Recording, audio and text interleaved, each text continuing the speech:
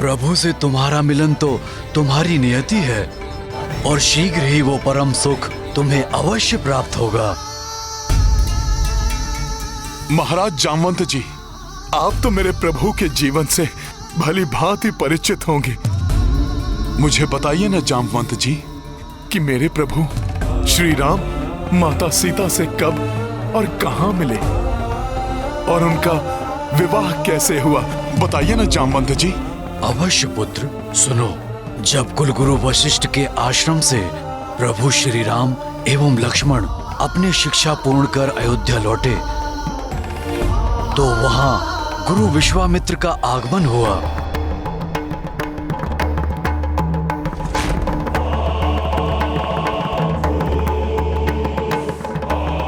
वही विश्वामित्र जिन्होंने अपने कठोर तप से ब्रह्म ऋषि की पदवी प्राप्त की है।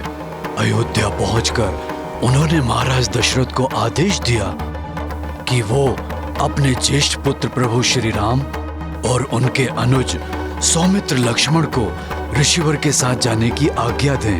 परंतु वो प्रभु श्री राम को अपने साथ ले जाने के लिए कहाँ इच्छुक थे और क्यों?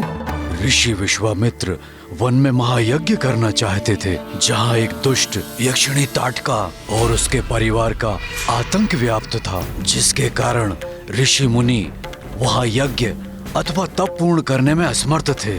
ऋषि विश्वामित्र प्रभु श्री राम और लक्ष्मण से उस यक्षिणी का वध करवाना चाहते थे। और महाराज दशरथ ने उन्हें जाने दिया? महाराज दशरथ अपने पुत्रों की सुरक्षा को लेकर चिंतित थे, परंतु ऋषि विश्वामित्र के द्वारा आश्वस्त किए जाने पर उन्होंने ऋषिवर का प्रस्ताव स्वीकार किया और ऋषिवर ने प्रभु श्री राम और लक्ष्मण के साथ वन के लिए प्रस्थान किया।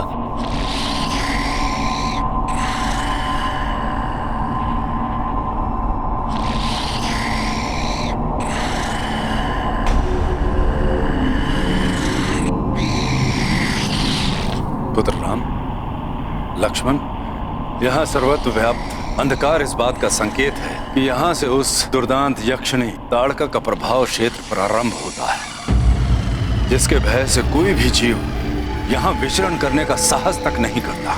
ये भयंकर ध्वनि निद्रा में उसके श्वास के प्रभाव से उत्पन्न हो रही है।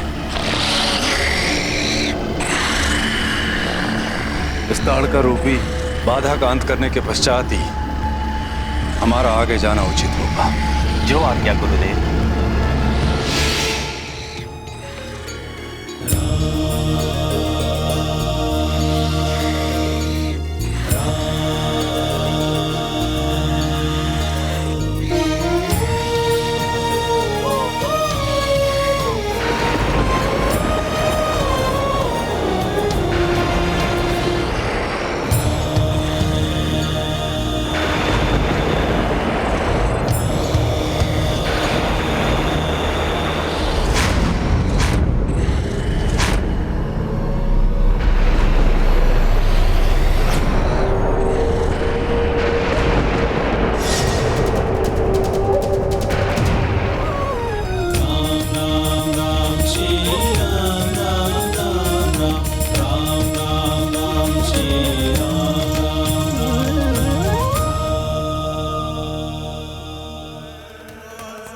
संहार करूंगी मैं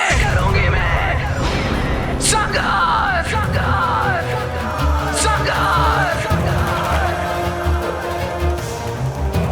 जिसने भी मेरी निद्रा भंग करने का दुस्साहस किया है उसका संहार करेगी ये ताटका।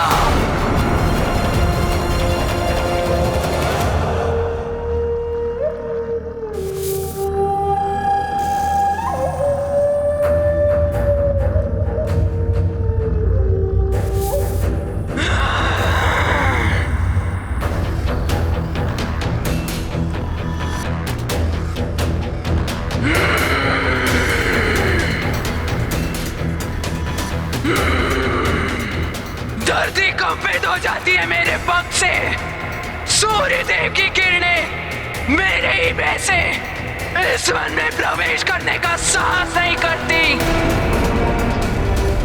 मेरे भयानक दंत करते हैं सबका अंत। मूर्ख ऋषि, मुझसे मुक्ति पाने के लिए इन दो कीट पतंगों को लेकर आया है।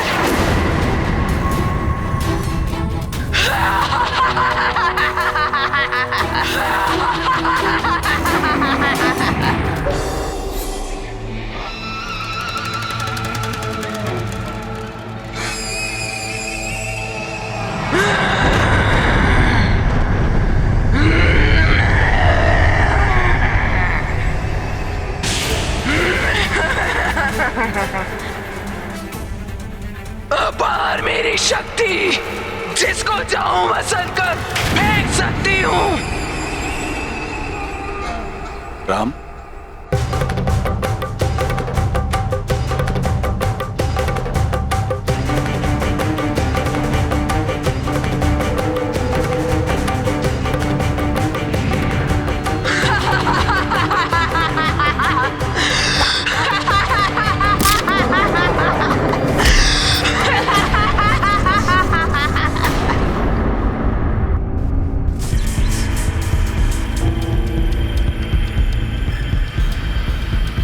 शिलाखंडों से तो मात्र गुदगुदी होती है मुझे।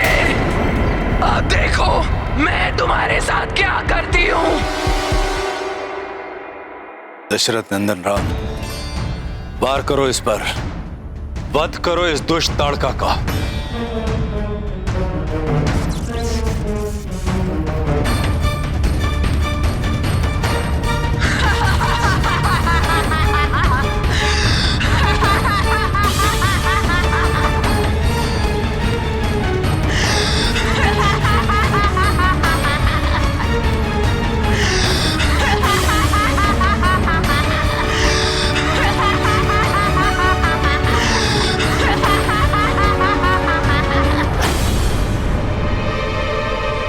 क्या हुआ पुत्र राम, रुक क्यों गए?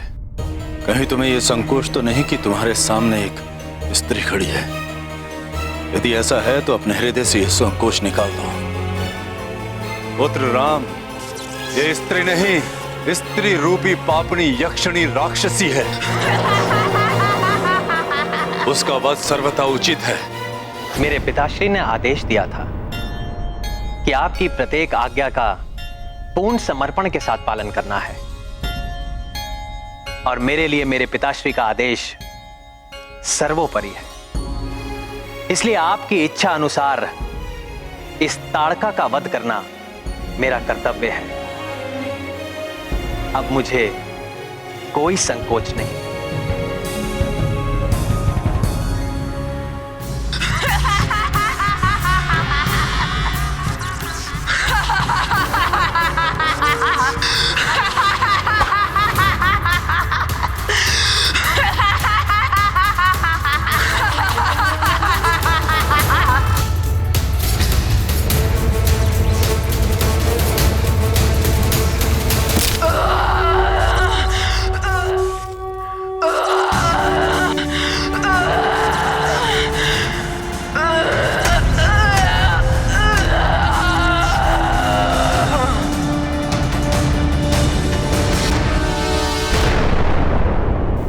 कितना अद्भुत होगा ना वो दृश्य। अत्यंत अद्भुत था हनुमान। महर्षि विश्वामित्र ने भी प्रभु श्री राम के विलक्षण युद्ध कौशल और पराक्रम से प्रसन्न होकर उन्हें अनेक आशीर्वचन कहे और प्रभु श्री राम को ज्ञात कराया कि ये तो आरंभ मात्र था। भविष्य में ऋषियों मुनियों के कष्टों के निवारण हेतु प्रभु उन्हें अनेक राक्षस राक्षसियों का सामना कर उनका वध करना है और इस महान कार्य की पूर्ति के लिए उन्हें अनेकों दिव्य अस्त्र। अच्छा, तो वो दिव्य अस्त्र और मंत्र प्रभु श्री राम को किसने प्रदान किए?